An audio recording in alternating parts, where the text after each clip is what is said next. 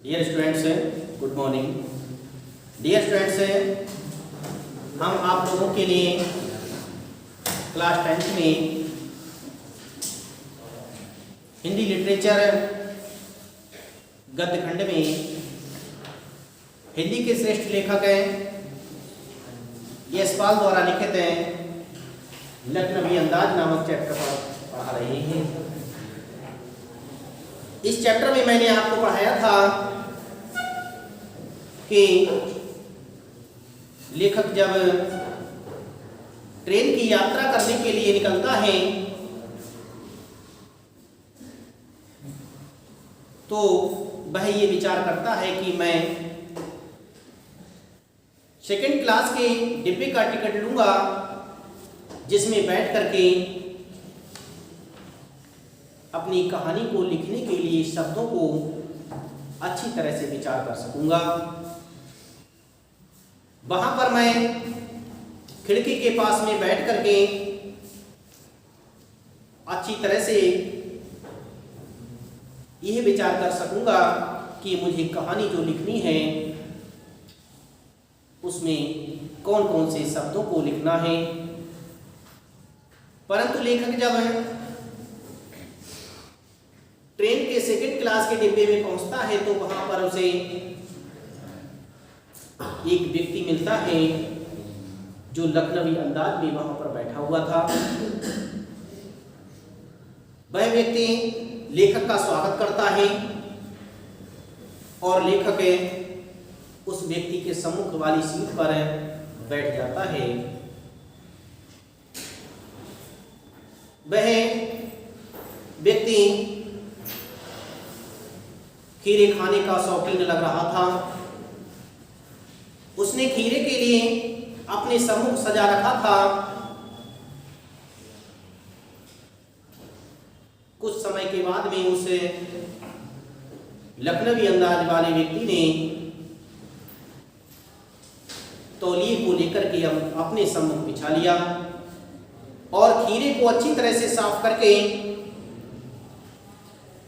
उन खीरों को काटा और काट करके उन पर नमक और मिर्च का पाउडर छिड़क दिया। लेखक कहता है कि मुझे उन खीरों को खाने के लिए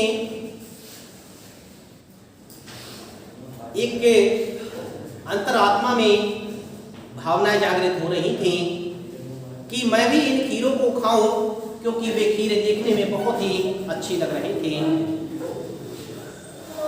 उन पर नमक छिड़का हुआ था, लाल मिर्ची का पाउडर लगा हुआ था। उसे देख करके लेखक को लगा कि मैं भी इन खीरों के लिए खाऊं, लेकिन लेखक पहले ही उन खीरों को खाने के लिए मना कर चुका था। इसलिए उसने विचार किया कि मेरी आत्मसम्मान की बात है और उसने उन खीरों को खाने के लिए मना कर दिया। वह व्यक्ति उस खीरे को खाने के लिए उसने उन खीरों को पाखों में विभाजित कर दिया और एक एक पाखों के लिए वह उठाता था और उठा करके उसे होठों तक ले जाता था। होठों तक ले जाने के बाद में उन्हें सूंघता था, उसका रसवादन करता था और रसवादन करने के बाद में उस खीरे की पाख के लिए खिड़की के बाहर फेंक देता था। इस तरह से वह विभिन्न प्रकार के क्रियाकलापों को कर रहा था जिसे लेखक देख रहा था और लेखक उसे देख करके अनेक बातों की कल्पना कर रहा था। नवाब साहब ने खीरे की सब पाखों को खिड़की के बाहर धीरे धीरे करके फेंक दिया और सभी पाखों को खिड़की के बाहर फेंक करके तौलिए से हाथ और होंठ अच्छी तरह से पोंछ लिए। उन्होंने जो तौलिया उनके सम्मुख थी उस तौलिए से अपने हाथों के लिए और अपने होठों के लिए अच्छी तरह से उन्होंने साफ कर लिया और गर्व से गुलाबी आंखों से हमारी ओर देख लिया। लेखक कहता है कि उन्हें लखनवी अंदाज वाले उस व्यक्ति ने जब अपने हाथों के लिए और अपने होठों के लिए तौलिए से अच्छी तरह से पोंछ लिया और अपनी जो आंखें थी, आंखों की कल्पना कवि ने की है, लेखक उन आंखों की कल्पना करता हुआ लेखक कह रहा है कि ऐसा लग रहा था कि जैसे उनकी आंखों में गुलाबीपन हो और उस गुलाबी आंखों वाली जो दृष्टि थी वो मुझ पर पड़ी। उस व्यक्ति ने मुझे गुलाबी आंखों से देखा और जब उसने मेरी ओर देखा मानो कह रहे हो ये है खानदानी रईसों का तरीका।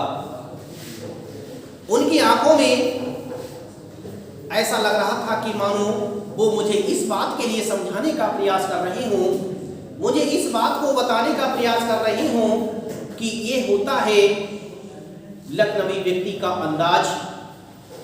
जो रईस लोग होते हैं, रईस लोग कहते हैं धनवान, जो धनाढ्य होते हैं, जो अत्यधिक धनयुक्त होते हैं, जिनके पास बहुत अधिक धन होता है।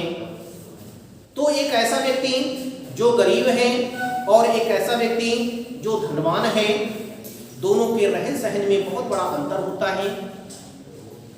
खाने पीने में, बोलने चालने में, पहनने में, चलने में, हर तरह से दोनों में बहुत बड़ा अंतर होता है।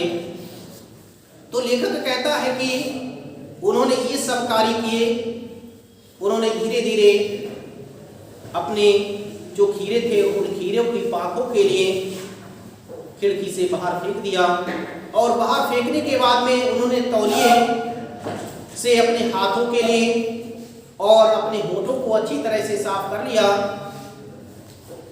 साफ करने के बाद में उन्होंने मेरी तरफ देखा तो उनकी नजरें मुझे इस तरह से लग रही थी कि जैसे वो ये मुझे बताने का प्रयास कर रही हूं कि ये होता है रईस व्यक्तियों का तरीका,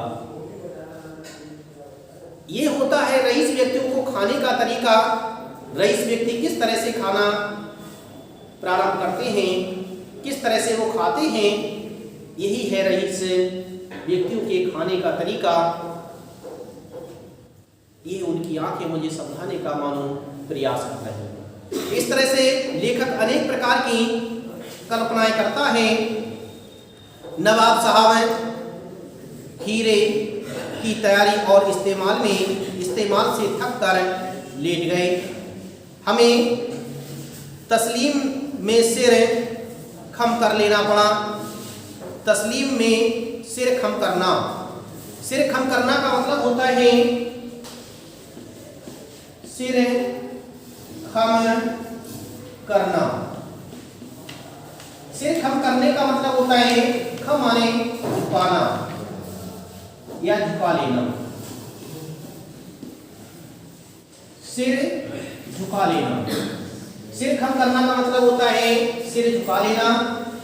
तो लेखक कहता है कि ऐसा लग रहा था कि जैसे नवाब साहब ये सब कार्य करने में उन्होंने खीरे को साफ किया, उन्हें काटा, उन पर नमक छिड़का, मिर्ची का पाउडर लगाया और उन खीरों को धीरे धीरे उन्होंने अपने होठों से लगा करके उनकी प्रत्येक पाक का स्वादन करने के बाद उसे खिड़की से बाहर फेंक दिया।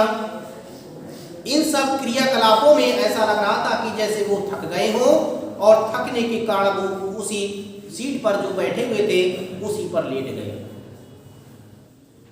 उस व्यक्ति के लेटने की प्रतिक्रिया पर लेखक ने ऐसा अनुभव किया।